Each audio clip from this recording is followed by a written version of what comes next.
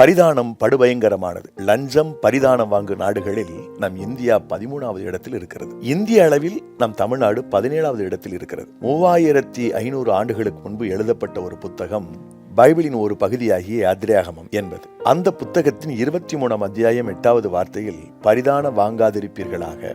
பரிதானம் பார்வையுள்ளவர்களை குருடாக்கி நீதிமான்களின் வார்த்தைகளை புரட்டும் என எழுதியிருக்கிறது.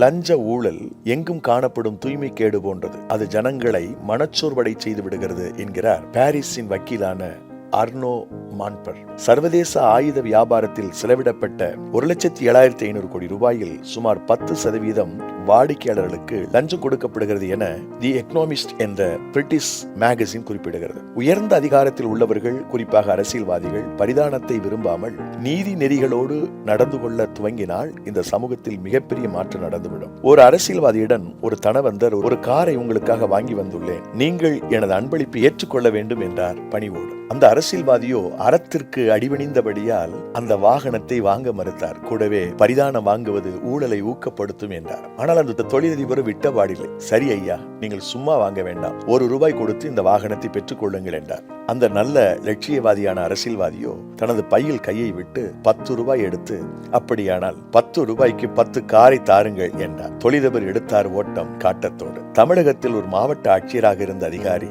லஞ்சம் தவிர நெஞ்சம் நிமிர் என்ற வார்த்தையை தன் அலுவலகத்தில் எழுதி போட்டதோடு அந்த கொள்கையில் வாழவும் செய்கின்றார் இன்றளவும். நண்பர்களே, பரிதானம் படுபயங்கரமானது. அது பாதாளத்திற்கு நம்மை கொண்டு போய் சேர்க்கும். பரிசுத்த வேதாகமத்தில் பல இடங்களில் இந்த லஞ்சம் பரிதானம் கூடாது என்ற குறிப்புகள் நிரம்பி இருக்கின்றன. ஆதாய நோக்கோடு பரிதானம் கொடுப்பதோ, பேராசையில் அதை வாங்க நினைப்பதோ முற்றிலும் தவறு. நேர்மையாய் வாழ ஆண்டவர் இயேசு நமக்கு அருள் செய்வாராக. God bless you.